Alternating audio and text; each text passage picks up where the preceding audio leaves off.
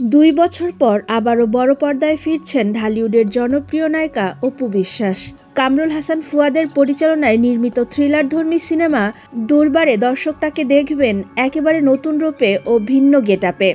অপু বিশ্বাস নিজেই জানালেন, এই সিনেমায় তাকে দেখা যাবে দুর্বার গতিতেই। এরই মধ্যে সিনেমাটির শুটিং দ্রুত গতিতে এগোচ্ছে।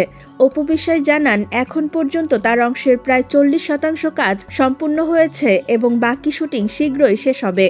তিনি বলেন, এই সিনেমায় অনেক চমক রয়েছে। দর্শকরা একটি ভালো গল্পের সিনেমা উপভোগ করতে পারবেন। দীর্ঘ বিরতির পর ক্যামেরার সামনে দাঁড়ানো নিয়ে অপু বিশ্বাস বলেন, সিনেমায় আমার পরিচয়ের মূল জায়গা। সিনেমার কারণেই আজ আমি অপু বিশ্বাস।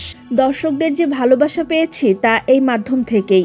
তাই দেরিতে হলেও ভালো একটি সিনেমা দিয়ে ফিরতে পেরে দারুণ ভালো লাগছে। দুর্বারে অপু বিশ্বাসের বিপরীতে প্রথমবারের মতো অভিনয় করছেন ছোট পর্দার জনপ্রিয় অভিনেতা সজল।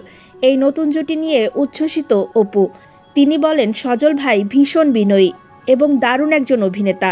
তার অভিনয়ের ভক্ত আমি। প্রথম দিন থেকেই আমাদের কাজের অভিজ্ঞতা খুব ভালো। দর্শক আমাদের নতুনভাবে দেখবেন। এমনকি সজলকে নিজের ড্রিম হিরো বলতেও কুণ্ঠাবোধ করেননি তিনি। পরিচালক কামরুল হাসান ফুয়াদ সম্পর্কে অপু বিশ্বাস বলেন, তিনি একজন মেধাবী নির্মাতা, যিনি গল্প ও নির্মাণ দুদিকে যথেষ্ট যত্নশীল। গল্প যেমন ভিন্ন, পরিচালনাতেও সেই মুনশিয়ানা স্পষ্ট। যোগ করেন তিনি, নিজের চরিত্র নিয়ে এখনই বিস্তারিত বলতে চাননি অপু বিশ্বাস। তার ভাষায়, পুরো কাজ শেষ হলে সব বলবো। তবে দেরিতে সিনেমায় ফেরার বিষয়ে কোনো আফসোস নেই বলেও জানান তিনি। আমি সময় নিয়েছি ভালো কাজের জন্য। যেভাবে চেয়েছি ঠিক সেভাবেই একটি ভালো সিনেমা হচ্ছে বলেই জানান এই অভিনেত্রী।